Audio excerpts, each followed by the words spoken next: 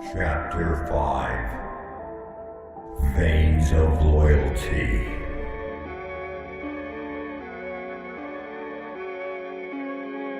Hidden in the warmth of the darkness, Isabella would escape the dread of the normal world from time to time. She knew very little about religion or God.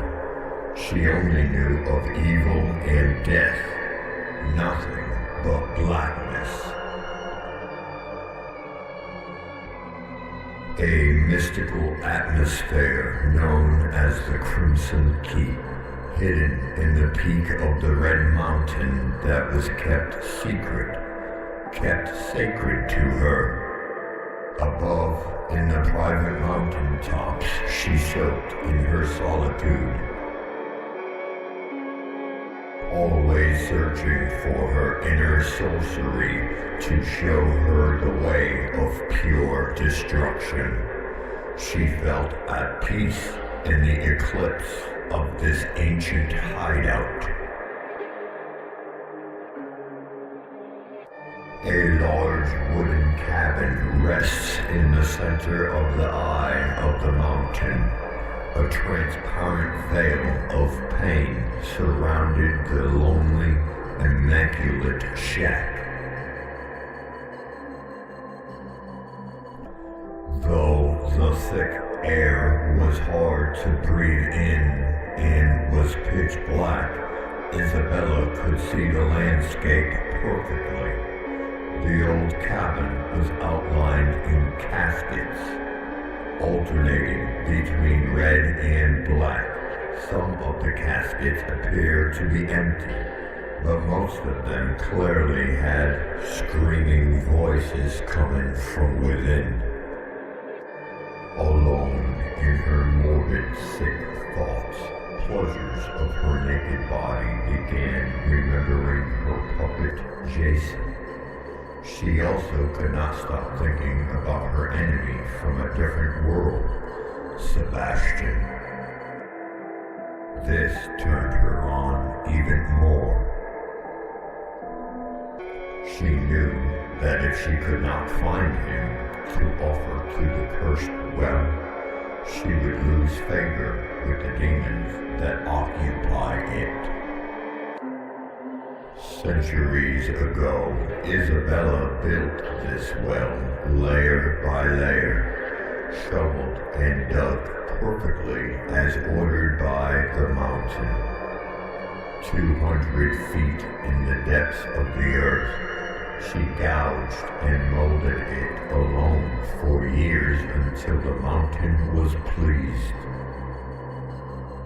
After digging the exact measurements required, she would gather the bones from her fallen victims over the years. She carefully sanded each bone to smooth out the rough edges. Making solid bricks of bone, she built a strong wall to enforce the strength of the well she had dug. She offered the well to the mountain as a gift of her loyalty. This well became the heartbeat of the mountain, directing the powers that filled the Black Witch. Since then, she has thrown many bodies, many souls into the bottomless abyss.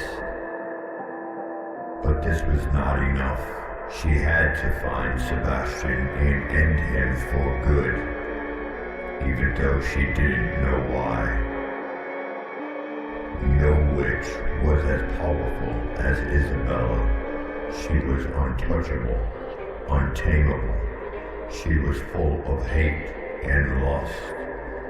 But even though she was using Jason to lure Sebastian, she had fallen in love with him in her own dark, twisted way. To test the loyalty of her beloved Jason, she requested that he kill his children to feed the well's hunger, since they could not find Sebastian yet. He had no choice. Jason was hypnotized under her powerful spells that controlled his every move, his every thought. Besides, he had become addicted to her sex, her scent of strawberry fields. She was frozen, fire, and ecstasy of electricity. Her captivating and intense sex is what kept him under her influence. Isolation in Crimson Keep, she began to remember the evil thing she did to destroy Jason's life. She lay on the cold wooden floor, naked and moaning his name as she spread her legs, touching herself, teasing herself. The very thought of Jason's horrid misery made her so wet. Lust filled her veins like waves of epic destruction. From the beginning, Jason and his wife Natalia grew extremely close and protective of Isabella, along with the 6 children. One big happy family until that dreadful day. Eventually, Natalia grew jealous of the family's new addition. The way she was so free with her body.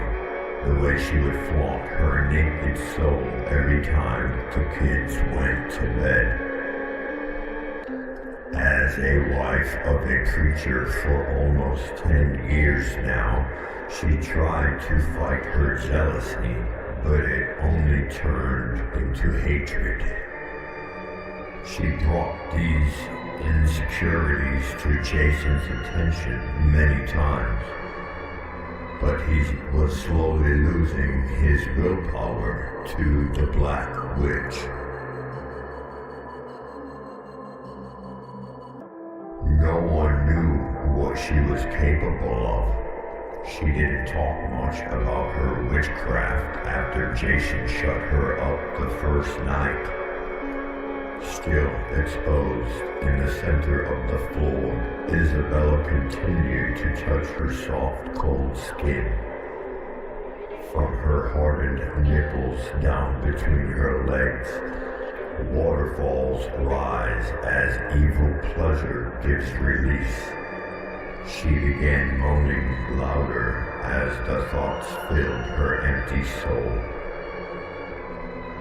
This night, Natalia was asleep in her bed alone. The silent and deadly witch entered the quiet room, reaching out, placing her hand on Natalia's stomach, whispering and releasing a curse of disease in her body. Isabella disappeared into the night. Natalia woke, screaming and sweating. Pain beyond anything that she had ever felt possible started to spread inside her stomach. She felt a cancerous demon eating her from the inside out. Each day the pain grew. Each day new symptoms formed, throwing out blood, twisted nightmares, and a stomach that was on fire. It took 4 complete days for the cancer to eat her entire body. Jason prayed and prayed, but the sickness continued. He had no idea about this curse. He just felt and believed that this was just one of those unfortunate events of life.